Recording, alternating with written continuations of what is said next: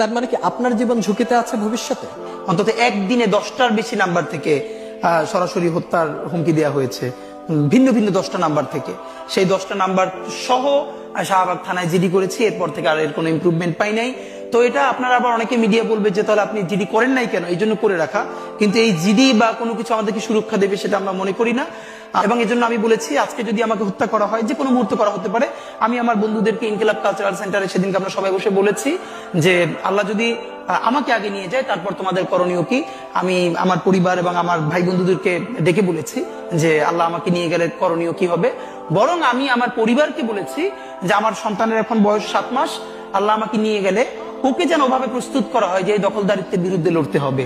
আল্লাহ ওকে যদি বড় করে ওর সন্তানও দখলদারিত্বের বিরুদ্ধে লড়বে, এই স্পিরিট যেন ওকে দেয়া হয়, এটা আমি আমার পরিবারকে বলেছি। সে আছে। আর একটা মজার ব্যাপার হলো যে আমি যখন ইনসাফের লড়াই করি তখন তো সেখানে পরাজয়ের কিছু নেই। আমি বেঁচে থাকলে আমি গাজী হিসেবে লড়বো, আমি মরে গেলে শহীদ হয়ে আল্লাহর কাছে চলে যাব। আর আমাদের এই লড়াই তো হার জিতের কিছু, আমরা জিতের উপরেই আছি। আমাদের জীবন বেঁচে থাকলেও জিত, আমাদের জীবন চলে গেলেও জিত। আপনার একটু হারানোর কিছু ছিল না, সুতরাং লড়াই চল।